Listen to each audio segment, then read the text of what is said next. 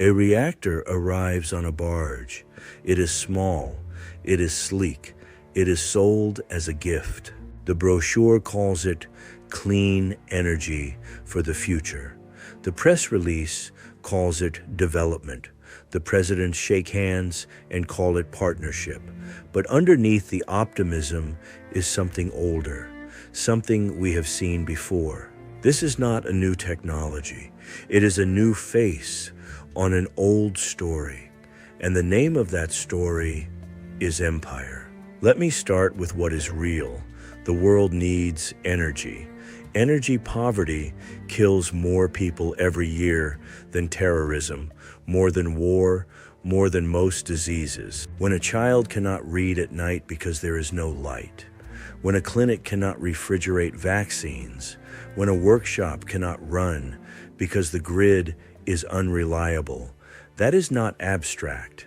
That is a moral emergency. Small modular reactors, SMRs, are being marketed as the answer.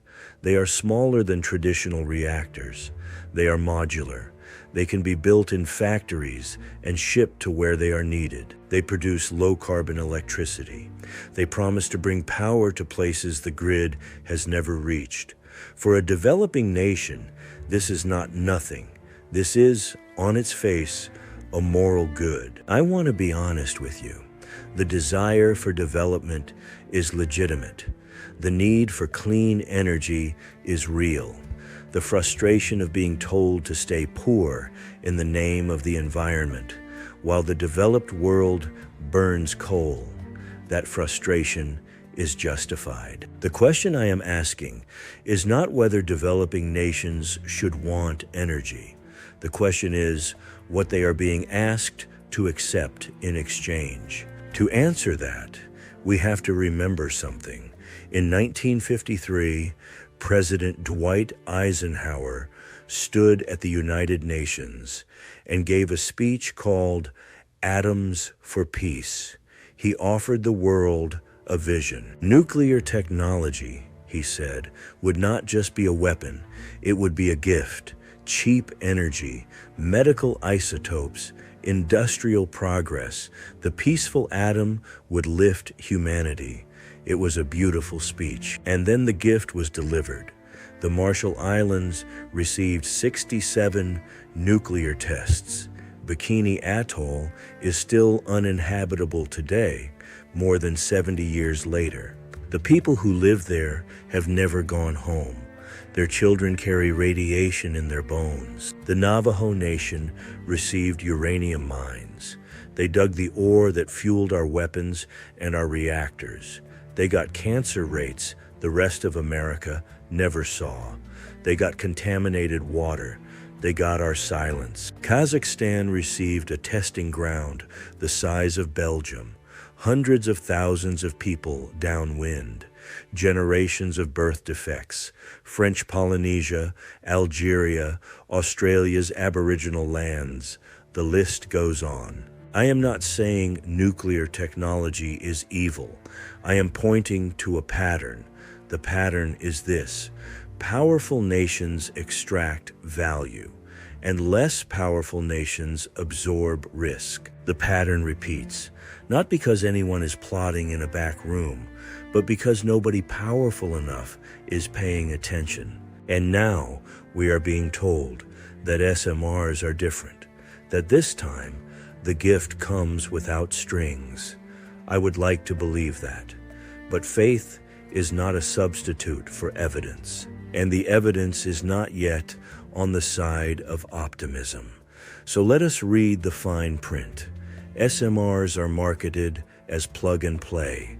The contracts tell a different story. The fuel supply, locked to the vendor for decades. If relations sour, your reactor stops.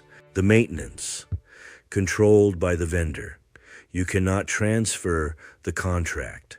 You cannot train your own engineers to do it. You wait for their technicians on their schedule. The liability, capped. The reactor company's exposure in case of an accident is limited by treaty. The community living next to the reactor, Their exposure is not. The waste, radioactive for 100,000 years, is handed off with vague promises.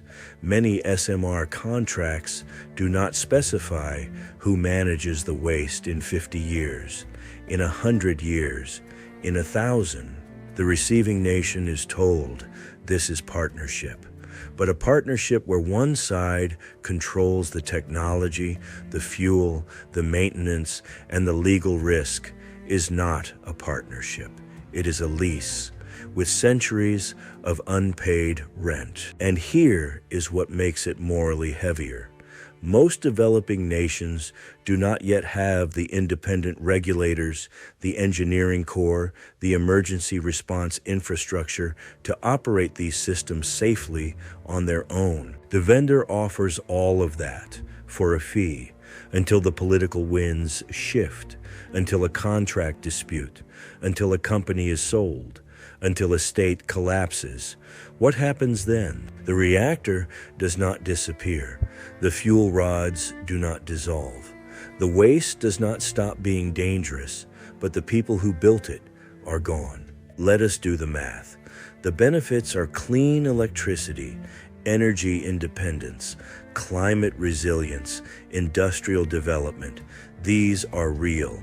I will not deny them. The costs are radioactive waste lasting longer than any nation that exists today, geopolitical dependency on the vendor, accident risk in environments without the capacity to manage it, environmental injustice imposed on communities who did not consent. Now, factor in this. The benefit accrues to today's leaders. The cost is paid by people who are not yet born. This is not an exchange between equals. This is the present generation borrowing against the future and handing the bill to the poorest nations to pay first. When I ran the moral quotient analysis on the current SMR export model, I got a score of 3.6 out of 10, a moderate to severe moral deficit. That score is not because the technology is bad. The technology in itself is morally neutral.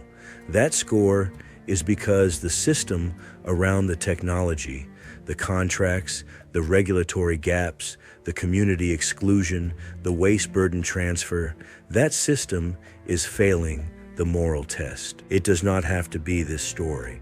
Nuclear technology in the developing world could be a model of moral partnership. Here is what that would look like. First, waste take back. If you sell a reactor, you take back the waste, period. No deployment without take back. This single reform would change everything. Second, independent regulators, real ones, funded by the buyer's own treasury, not the vendor's pocket, trained for years before the first reactor arrives, not after. Third, community consent, not consultation, consent. Communities living near these reactors must have veto power. Compensation, long-term benefit sharing written into the deal. Fourth, transparent contracts, no hidden liabilities, no restrictive clauses, published terms available in the local language, read by the local press. Fifth, capacity building before deployment. You do not get to sell a reactor to a country that has no nuclear engineers. You get to fund the training first. You get to build the institutions first. Then you talk about reactors. None of this is impossible. None of this is even particularly expensive by the standards of multi-billion-dollar reactor projects. What it requires is the willingness to treat developing nations as equals and not as markets. Let me close with this. If SMRs become a tool of technological colonialism, we will repeat the injustices of the past under the banner of clean energy. If we export risk without responsibility, We betray the very nations we claim to help.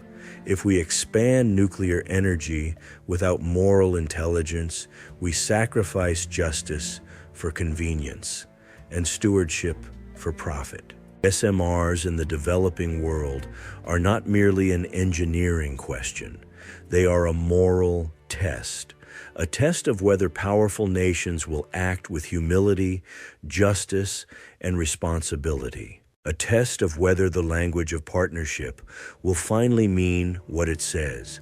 Right now, the answer is uncertain, but it could become yes if we choose moral intelligence over exploitation. I am Brian Alston.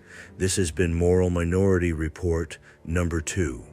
If this conversation matters to you, subscribe, share it, send it to someone who needs to hear it. Because the moral minority is how the majority finally listens.